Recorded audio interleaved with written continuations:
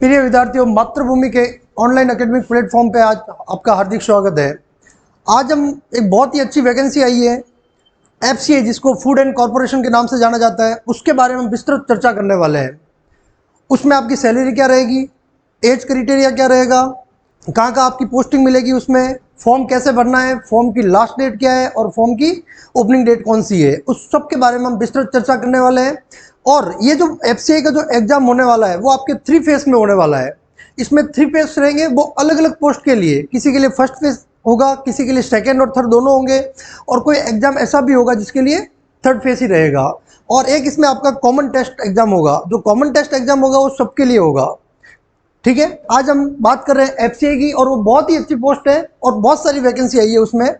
तो सबसे पहले अपन बात करते हैं कि ये पोस्ट है कितनी और इसकी लास्ट डेट क्या है और इसके फॉर्म कब से चालू हुए हैं। टोटल जो आपकी पोस्ट है वो कितनी है, 5043। और आवेदन प्रक्रिया प्रारंभ कब से हुई है आपकी, 6 सितंबर से। 6 सितंबर से फॉर्म भरने शुरू हो गए हैं आपके, और उसकी लास्ट डेट जो है आपकी 5 अक्टूबर। 5 अक्टूबर तक आपको फॉर्म भरने हैं। ठीक है, ठीक है। FCI assistant grade 3rd recruitment 2022 important dates. इसमें हम बता रहे हैं आपको कि इसकी डेट कब से शुरू हुई है, लास्ट डेट क्या रहेगी और इसका सिलेक्शन प्रोसेस आपका क्या रहेगा।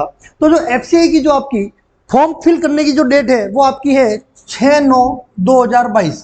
6/9/2022 से आपके फॉर्म भरने शुरू हो गए हैं, और लास्ट डेट जो है इसकी,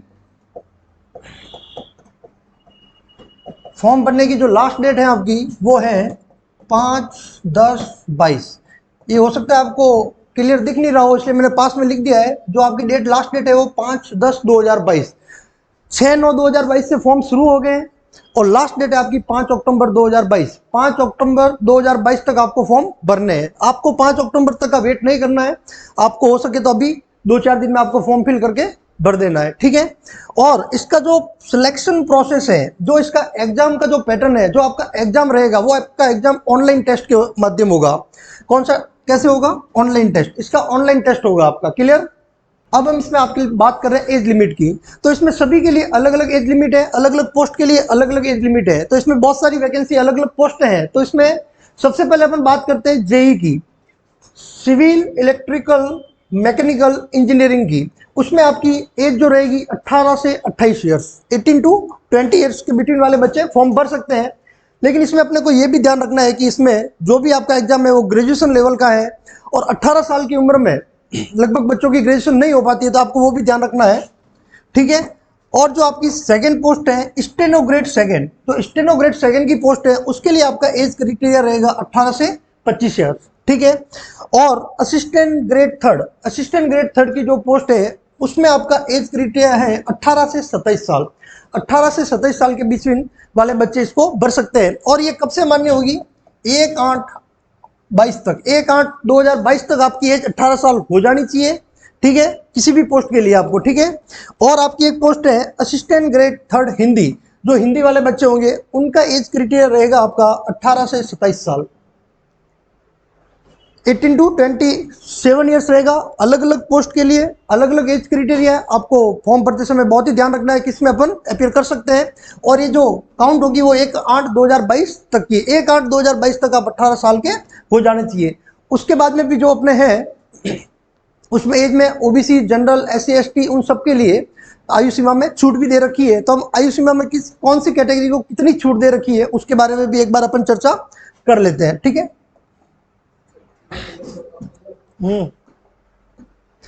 ठीक है। तो हम इसमें बात कर रहे थे एज क्राइटेरिया की।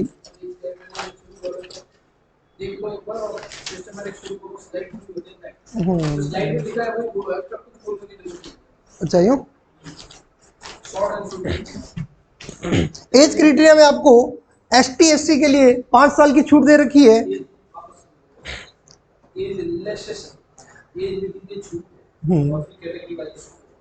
एज रिलैक्सेशन, एज में आपको कितनी छूट है कैटेगरी वाइज, उसके बारे में हम चर्चा कर लेते हैं। ST SC के जितने भी अभ्यर्थी कैंडिडेट हैं उनको 5 साल की छूट मिलेगी। अगर वहाँ पे छूट में आपको 18 से 27 साल का था तो 27 + 5 कर लेना आप, तो 32 साल तक की उम्र वाला स्टूडेंट फॉर्म भर सकता है। उसी तरह आपके ओबीसी में 3 साल की छूट रहेगी। पीडब्ल्यूबीडी में आपकी 10 वर्ष की छूट रहेगी और पीडब्ल्यूएसटी एससी में आपकी 15 साल की छूट है और पीडब्ल्यूबीडी ओबीसी के लिए आपकी 13 साल की छूट है। इसमें मैंने आपको बता दिया है कि जो 18 से 27 साल की है तो 27 प्लस 3 कर देना इसमें, जिसमें 25 साल हो तो उसमें 25 प्लस 10 कर लेना। ये अलग अलग कैटेगरी के लिए अलग अलग आपको छूट दे रखी है, इसका भी आप पूरा ध्यान रखना। ठीक है, नेक्स्ट अपन चलते हैं। बहुत सारी इसकी वैकेंसी है, अलग अलग वैकेंसियां हैं, अलग अलग जोन वाइज है, तो अपने को जोन का भी पूरा ध्यान रखना है और बहुत सारी वैकेंसी है अलग अलग और फुल वैकेंसी आप आराम से। और इसमें सबसे बड़ी बात आपको ये ध्यान रखनी है कि एक कैंडिडेट एक ही जोन से फॉर्म भर सकता है और एक ही पोस्ट के लिए फॉर्म अप्लाई कर सकता है। आप ऐसे नहीं कि 2 जोन के लिए फॉर्म अप्लाई करो तो आपका फॉर्म वो रिजेक्ट हो जाएगा। इसलिए आपको दोनों हाथों में लड्डू नहीं रखने, एक ही हाथ में लड्डू रखना है। नॉर्थ जोन से भर रहे हो तो सिर्फ नॉर्थ जोन में आपको फॉर्म भरना है, साउथ जोन से भर रहे हो तो सिर्फ आपको साउथ जोन से भरना है। इसका पूरा ध्यान रखना और सिर्फ एक ही पोस्ट के लिए आपको अप्लाई करना है, अलग अलग पोस्ट के लिए अलग अलग अप्लाई नहीं होगा। एक अभ्यर्थी एक ही पोस्ट के लिए अप्लाई करेगा और एक ही जोन से कर सकता है। Okay, be take care. तो इसमें पोस्ट की अपन बात करें तो assistant grade 3 technical food inspector होते हैं जो एफसीआई के गोदामों में अनाज आते हैं, उसमें अपना पूरा वो ध्यान रखते हैं कोई गलत अनाज तो नहीं आ रहा है, कहीं से मतलब वेस्टेज अनाज तो नहीं आ रहा है, कोई चोरी तो नहीं कर रहा है, तो वो होगा आपका फूड इंस्पेक्टर। ठीक है, और नेक्स्ट अपनी पोस्ट रहेगी assistant general 3, assistant grade 3 depot, assistant grade 3 accounts, steno grade 2, JE electrical and mechanical, JE civil, assistant grade 2 Hindi. ये हिंदी वाले जो अभ्यर्थी होंगे जिन्होंने ग्रेजुएशन लेवल में जिन्होंने हिंदी कर रखी है, जिनके फर्स्ट ईयर, सेकंड ईयर और थर्ड ईयर तीनों में हिंदी मेन सब्जेक्ट था और जो डिग्री आई वो आपके हिंदी सब्जेक्ट में आई है, वो बच्चे फॉर्म भरेंगे। तो अपन फर्स्ट इसमें बात करते हैं assistant grade 3 technical food and inspector. तो इसमें अलग अलग पोस्ट है। नॉर्थ जोन में 611 पोस्ट है, साउथ जोन में 257 है, ईस्ट जोन में 194 है, वेस्ट जोन में 296 और नॉर्थ जोन ईस्ट में 48। तो टोटल जो assistant grade 3 technical food inspector की जो टोटल पोस्ट है वो आपकी है 1406, 1406 पोस्ट है। ठीक है, अब बात करते हैं असिस्टेंट ग्रेड 3 जनरल, जिसमें north zone 463, south zone 155, east 185, west zone 92 और नॉर्थ ईस्ट 53। तो अपन टोटल बात करें असिस्टेंट ग्रेड जनरल की तो टोटल पोस्ट होगी आपकी 948। ऐसे ही अपन बात करते हैं असिस्टेंट ग्रेड 3 डिपो की, तो उसमें भी अलग अलग पोस्टें हैं और असिस्टेंट ग्रेड डिपो है जो सबसे हाईएस्ट पोस्ट जो है वो आपके असिस्टेंट ग्रेड डिपो में है। और असिस्टेंट ग्रेड डिपो में आप ऐसे देखो जो जनरल और जो डिपो है उसमें हर कैंडिडेट अभ्यर्थी फॉर्म भर सकता है, चाहे बीए का हो, चाहे बीएससी का हो, चाहे कॉमर्स का हो, जो भी कैंडिडेट है, जो भी अभ्यर्थी से वो आप सब इसमें फॉर्म भर सकते हैं। इसमें ऐसा नहीं है कि भाई आपको कुछ होना चाहिए, तो इसमें फॉर्म फिल होने की ज़्यादा संभावना रहेगी। और ऐसा भी होगा कि भाई जो अकाउंट्स वाला है तो वो कॉमर्स का बंदा होगा, तो कॉमर्स वाला बंदा सोचेगा कि भाई मैं तो अकाउंट्स में फॉर्म भरूंगा, तो ये बच्चे आपके यहाँ पे कट जाएंगे। तो इसमें ये भी आपका रहेगा। जो सिविल का है तो वो आपका सिविल का ही फॉर्म भरेंगे, तो ये बच्चे भी इसमें फॉर्म नहीं भरेंगे। इसमें ये भी आपको एक फायदा रहेगा। ठीक है, अब बात करते हैं अपन assistant grade accounts. Assistant grade accounts में जो कॉमर्स वाले स्टूडेंट है वही फॉर्म भर सकते हैं, तो आप इसका भी ध्यान रखना। असिस्टेंट ग्रेड 3 की जो पोस्ट है 142, 107, 72, 45, 40 और टोटल जो पोस्ट है आपकी 406। और इस अकाउंट्स वाली जो पोस्ट है उसमें सिर्फ कॉमर्स वाले बच्चे आपका फॉर्म फिल कर सकते हैं। ओके, फिर बात करते हैं स्टेनोग्रेड 2 की पोस्ट, उसमें आपके 43 और जो टोटल पोस्ट है आपकी वो 73, सभी 5 जोनों में मिला के कितनी है 73 पोस्ट है। ऐसे की ऐसी जेई इलेक्ट्रिकल मैकेनिकल में टोटल 15 पोस्ट रहेगी आपकी और जेई सिविल उसमें टोटल आपकी 48 पोस्ट रहेगी। और असिस्टेंट ग्रेड हिंदी उसमें टोटल आपकी 93 पोस्ट है। और ऐसे करके टोटल आपकी जो पोस्ट होगी वो आपकी होगी 5043। क्लियर प्यारे विद्यार्थियों, पोस्ट के बारे में आपको पता चल गया, जोन का पता चल गया। जो राजस्थान के अभ्यर्थी है वो नॉर्थ जोन से फॉर्म भरेंगे, सीधी सी बात है। ठीक है, राजस्थान अपना किस में आता है, नॉर्थ जोन में आता है, तो राजस्थान वाले अभ्यर्थी जितने भी होंगे स्टूडेंट वो किससे फॉर्म भरेंगे, नॉर्थ जोन से। क्लियर, और एक पोस्ट के लिए एक ही फॉर्म भरना है और एक जोन से एक ही फॉर्म भरना है। चलो नेक्स्ट चलते हैं अपन। अब सबसे अच्छी बात कि इसमें सर सैलरी पैकेज क्या रहेगा, सैलरी क्राइटेरिया क्या रहेगा। खूब सैलरी दे रही है एफसीआई में आपको गवर्नमेंट। जो सबसे पहली पोस्ट है आपको इसमें 34,000 से लगाकर 1 लाख अबव तक आपको सैलरी मिल रही है। तो सैलरी का कोई इशू नहीं है। ज्वाइनिंग और आपका जो प्रोबेशन पीरियड चलेगा उसमें आपको हो सकता है कम लगे 28,000, 34,000, लेकिन जैसे ही आपका 2 साल के बाद प्रोबेशन आपका कंप्लीट हो जाएगा उसके बाद में आपकी जस्ट डबल सैलरी हो जाएगी, अप्रोक्स 50-60 हज़ार के समथिंग आपकी सैलरी चलेगी। तो बहुत अच्छी पोस्ट है बच्चों, आप इसको भरो, बहुत ही सैलरी पैकेज भी अच्छा है। और गवर्नमेंट में कोरोना के बाद सबको पता चल गया कि सिक्योरिटी के लिए किस में जाना है, अपने को गवर्नमेंट जॉब करनी है, ठीक है। तो देखिए इसमें जो जूनियर इंजीनियर सिविल इंजीनियर की जो सैलरी पैकेज है वो आपका 34,000 से लगा के 1,03,400 तक है। जब आपका प्रोबेशन पीरियड चलेगा तब आपको 34,100 मिलेगी और उससे लगा 1,03,400 रुपये आपकी सैलरी रहेगी। तो जो इंजीनियर सिविल वाले हैं उनके लिए फुल पैकेज है इसमें, कोई आपको, और जो जूनियर इंजीनियर इलेक्ट्रिकल मैकेनिकल है उनके लिए भी आपका फुल पैकेज है। 34,000 से लगाकर 1,03,400 रुपये तक आपकी सैलरी रहेगी। तो प्यारे विद्यार्थियों, स्टेनोग्रेड सेकेंड उसमें आपकी सैलरी रहेगी 30,500 से लगाकर 88,100 तक, ठीक है। अब अपन बात करते हैं assistant grade general third, assistant grade third accounts, assistant grade third technical, assistant grade third depot और assistant grade third Hindi second. Assistant grade second Hindi के लिए, इनके लिए सभी एक ही सैलरी पैकेज है आपका, सबके लिए समान रहेगा 28,200 से लगाकर 79,200 तक। क्लियर सभी के लिए, चाहे असिस्टेंट ग्रेड थर्ड के लिए फॉर्म भरो, असिस्टेंट ग्रेड थर्ड अकाउंट्स के लिए हो, असिस्टेंट ग्रेड थर्ड टेक्निकल की बात करें, असिस्टेंट ग्रेड थर्ड डिपो की बात करें या हिंदी की बात करें, तो सभी के लिए आपकी सैलरी सेम रहेगी 28,200 से लगाकर 79,200 तक। ओके, नेक्स्ट अपन इसके बारे में चर्चा करते हैं। अपन बात करेंगे कि अलग अलग पोस्ट है इतनी, उनके लिए क्वालिफिकेशन क्या रहेगी। अलग अलग पोस्ट के लिए अलग अलग क्वालिफिकेशन है, जिसकी जो क्वालिफिकेशन है जो इसके लिए है उसके बारे में हम विस्तृत चर्चा करेंगे। आपको ध्यान रखना है कि मैं किसके लिए अपीयरिंग हूँ, उसके हिसाब से आपको फॉर्म फिल करना है, ठीक है। अब अपन बात करते हैं क्वालिफिकेशन, एक्सपीरियंस। ये जो आपकी काउंटिंग होगी, एक्सपीरियंस है चाहे क्वालिफिकेशन है, वो आपकी 1/8/2022 तक कंप्लीट हो जानी चाहिए। 1/8/2022 तक आपका जो भी एक्सपीरियंस है वो कंप्लीट हो जाना चाहिए। जैसे 1 ईयर का एक्सपीरियंस मांगा है तो 1/8/2022 तक आपका 1 ईयर कंप्लीट हो जाना चाहिए, ठीक है। डिग्री भी है तो आपको 1/8/2022 तक आपको मिल जानी चाहिए, ठीक है। अब अपन बात करते हैं, फर्स्ट पोस्ट है आपकी JE civil engineer. JE civil engineer, और अलग अलग पोस्ट के लिए अलग अलग कोड दिया हुआ है। तो जेई सिविल इंजीनियरिंग के लिए आपको पोस्ट कोड दिया गया है ए। जो जेई सिविल इंजीनियरिंग पोस्ट है उसके लिए आपका क्या कोड रहेगा, ए कोड रहेगा, ठीक है। और इसमें आपकी जो क्वालिफिकेशन जो रहेगी जेई सिविल इंजीनियरिंग के लिए वो है आपकी डिग्री इन सिविल इंजीनियर। या तो आपकी डिग्री होनी चाहिए सिविल इंजीनियरिंग में, या फिर diploma in civil engineering with 1 year experience. या तो आपकी डिग्री सिविल इंजीनियरिंग में होनी चाहिए या फिर आपका डिप्लोमा होना चाहिए सिविल इंजीनियरिंग में और उसके साथ में 1 साल का आपका एक्सपीरियंस होना चाहिए। या तो आपका ये है तो आप फॉर्म फिल कर सकते हो, या फिर आपकी ये डिप्लोमा होना चाहिए। दोनों कंडीशन में से एक आपके पास फुलफिल आपकी होनी चाहिए, ठीक है। ये आपकी थी सिविल इंजीनियरिंग पोस्ट कोड ए के बारे में डिटेल। अब बात करते हैं अपन नेक्स्ट जेई इलेक्ट्रिकल मैकेनिकल के लिए। जेई इलेक्ट्रिकल मैकेनिकल उसका आपका पोस्ट कोड रहेगा बी, और उसके लिए आपकी जो क्वालिफिकेशन है वो degree in electrical engineer degree होनी चाहिए इलेक्ट्रिकल इंजीनियरिंग में। अगर डिग्री इलेक्ट्रिकल इंजीनियरिंग में नहीं है तो फिर आपके पास डिग्री इन मैकेनिकल इंजीनियरिंग में होनी चाहिए। किसमें, डिग्री इन मैकेनिकल इंजीनियरिंग में। अगर ये दोनों भी आप फुलफिल नहीं है तो फिर आपका होना चाहिए diploma in electrical engineering with 1 year experience.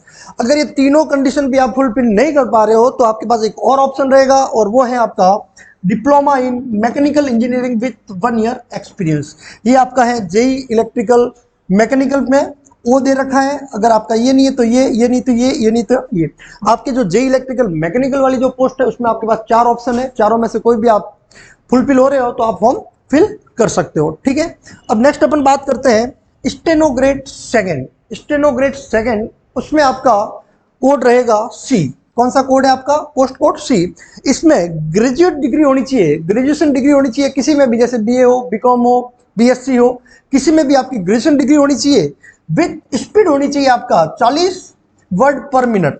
Computer की जो स्टेनो की जो होती है उसमें आपका शॉर्ट एंड स्पीड कितनी होनी चाहिए, 40 वर्ड पर मिनट से 80 वर्ड पर minute English typing and short hand respectively, ठीक है। नेक्स्ट अपन बात करते हैं एजी थर्ड जनरल के लिए। एजी थर्ड जनरल एक ऐसी पोस्ट है जिसमें सभी बच्चे फॉर्म भरेंगे और उसका पोस्ट कोड है आपका डी। एजी थर्ड जनरल के लिए आपकी पोस्ट कोड है थर्ड। इसमें graduate degree in any discipline from a recognised university with proficiency use of computer. इसमें आपको हल्का फुल्का कंप्यूटर का नॉलेज भी होना चाहिए, कंप्यूटर शट डाउन करना, कंप्यूटर चालू करना, कंप्यूटर में सर नेट का कैसे यूज करते हैं, जीमेल का हल्का फुल्का आपको नॉलेज भी होना चाहिए। लेकिन इसमें सबसे बढ़िया बात है, इसको बीए वाला भी फॉर्म भर सकता है, बीकॉम वाला भी भर सकता है और बीएससी वाला भी फॉर्म भर सकता है। सभी स्ट्रीम वाले इसको फॉर्म फिल कर सकते हैं। क्लियर। अब अपन बात करते हैं असिस्टेंट ग्रेड थर्ड अकाउंट्स। जो असिस्टेंट ग्रेड थर्ड अकाउंट जो पोस्ट है उसका पोस्ट कोड आपका ई रहेगा, और उसमें जो असिस्टेंट ग्रेड अकाउंट्स हैं इसमें सिर्फ बीकॉम वाले या एमकॉम वाले बच्चे फॉर्म फिल कर सकते हैं। ये आपके कॉमर्स वाले बच्चे हैं वो ही आपका फॉर्म फिल कर सकते हैं। इसमें आपका bachelor of commerce from recognised university with proficiency use of computer, computer का भी इसमें आपको नॉलेज होना चाहिए। ठीक है। नेक्स्ट अपन बात करते हैं असिस्टेंट ग्रेड थर्ड टेक्निकल। उसका आपका पोस्ट कोड रहेगा एफ। इसमें दो कंडीशन रहेगी, तीन कंडीशन है आपके पास assistant grade third technical post के लिए। BSc in agriculture from recognised university, या तो बीएससी होनी चाहिए एग्रीकल्चर में, या BSc with any of the following subject from recognised university, या फिर बीएससी आपके फॉलोइंग सब्जेक्ट में होनी चाहिए। और फॉलोइंग सब्जेक्ट कौन कौन से आपके? Botany, zoology, biotechnology, biochemistry, microbiology और फूड साइंस। आपकी बीएससी या तो एग्रीकल्चर में होनी चाहिए, या फिर आपकी BSc botany, zoology, biotechnology, biochemistry, microbiology और फूड साइंस। अगर ये दोनों भी क्वालिफिकेशन आप फुलफिल नहीं कर पा रहे हो तो आपका नेक्स्ट ऑप्शन रहेगा BTech BE in food science. या तो आप बीटेक होने चाहिए, या फिर बी इन फूड साइंस, या फूड साइंस एंड टेक्नोलॉजी, या एग्रीकल्चर इंजीनियरिंग, या biotechnology from recognised university from an institute approved by AICT. किससे अप्रूव इंस्टीट्यूट होना चाहिए? एआईसीटीई से, एआईसीटीई से। क्लियर। और proficiency in use of computer, computer का भी आपका नॉलेज होना बहुत अनिवार्य है। ठीक है। जितनी भी पोस्टें आ रही है लगभग आपको कंप्यूटर का ज्ञान तो अब चाहिए, और आई थिंक मेरे साथ सबको कंप्यूटर का ज्ञान होता है, वैसे कोई दिक्कत वाली बात नहीं है। नेक्स्ट पोस्ट की बात करते हैं असिस्टेंट ग्रेड थर्ड डिपो, जिसका पोस्ट कोड रहेगा आपका जी। इसमें आपका graduate degree in any discipline from recognised university with proficiency in use of computer. जो असिस्टेंट ग्रेड थर्ड डिपो की पोस्ट है उसमें भी आपके एनी ग्रेजुएशन फॉर्म भर सकता है, चाहे बीकॉम का स्टूडेंट हो, चाहे बीए का स्टूडेंट हो, चाहे एमकॉम का बीएससी का स्टूडेंट हो, कोई भी यूनिवर्सिटी हो वो बच्चा फॉर्म भर सकता है असिस्टेंट ग्रेड थर्ड के लिए, और उसका पोस्टल कोड है आपका जी। फिर बात करते हैं assistant grade third Hindi. Assistant grade third Hindi में आपका पोस्टल कोड रहेगा एच। क्या रहेगा? Post code H. इसमें आपका degree of recognised university with Hindi as main subject, proficiency in English specific for the purpose of certificate diploma course in translation from English to Hindi and vice versa of at last 1 year duration. इसमें आपकी जो degree है वो आपकी main subject उसमें आपका हिंदी होना चाहिए। जिसका मेन सब्जेक्ट डिग्री में हिंदी है वही असिस्टेंट ग्रेड थर्ड का फॉर्म भर सकता है। इस बात का पूरा ध्यान रखना। जो असिस्टेंट ग्रेड थर्ड हिंदी है उसमें आपका मेन सब्जेक्ट हिंदी होगा ग्रेजुएशन में, वही इसका फॉर्म भर सकता है। क्लियर। इसमें लिखा हुआ भी है Hindi should be main subject in graduation. यहां पे लिखा हुआ है Hindi main subject in graduation. ठीक है। हिंदी आपका मेन सब्जेक्ट ग्रेजुएशन में होना चाहिए।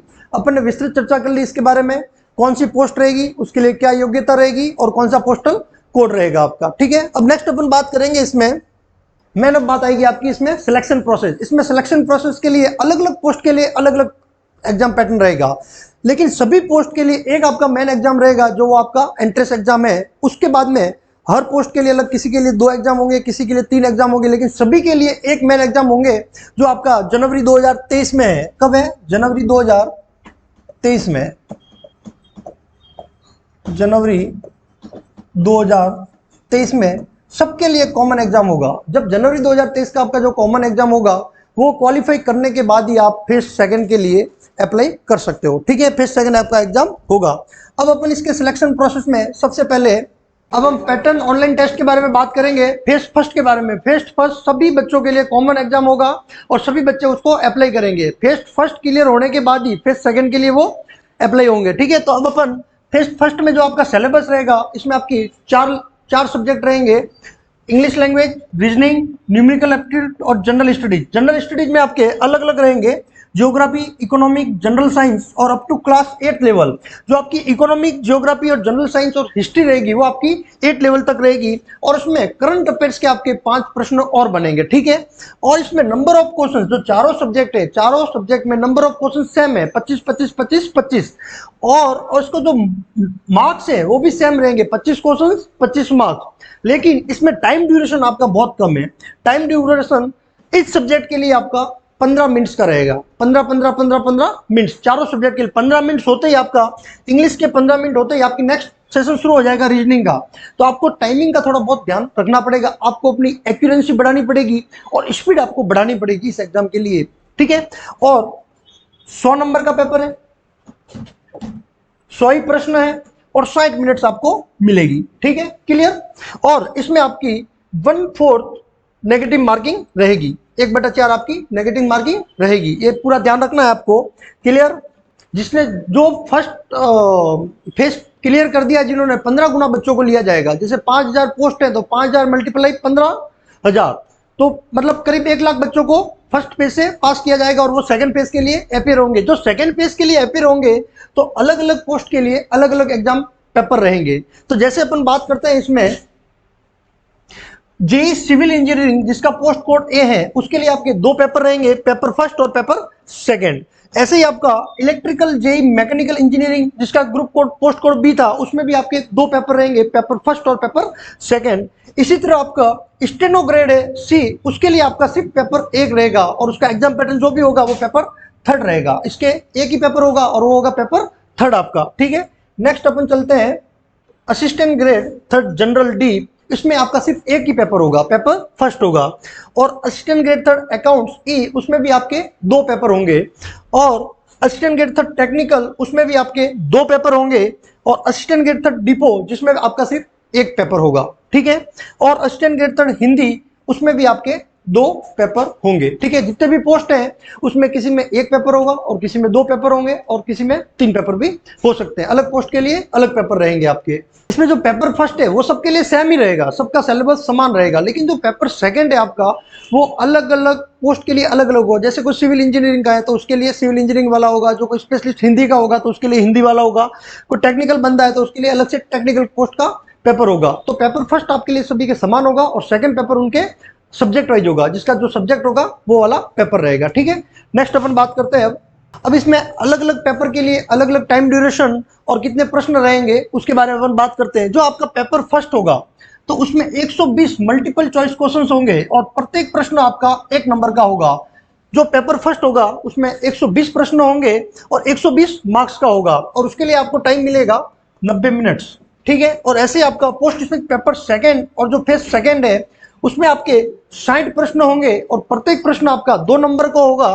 तो 60 प्रश्न होंगे और इंटू 2 तो मतलब 120 नंबर का आपका पेपर रहेगा, ठीक है।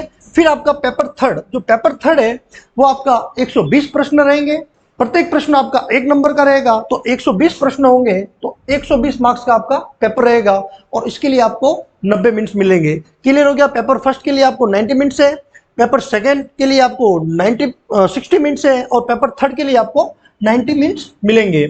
Candidates should note that there will be negative marking of the fourth of the mark assigned to be questions in phase second. If questions is left blank and no answer is marked by the candidate, there will be no negative marking for that questions. इसमें सबसे बड़ा आपको फायदा ये है कि इसमें negative marking आपकी नहीं रहेगी। क्लियर। अब अपन नेक्स्ट बात करते हैं, अब अपन बात करते हैं फेज सेकंड का। फेज सेकंड का जो फर्स्ट पेपर होगा उसका सिलेबस क्या क्या रहेगा।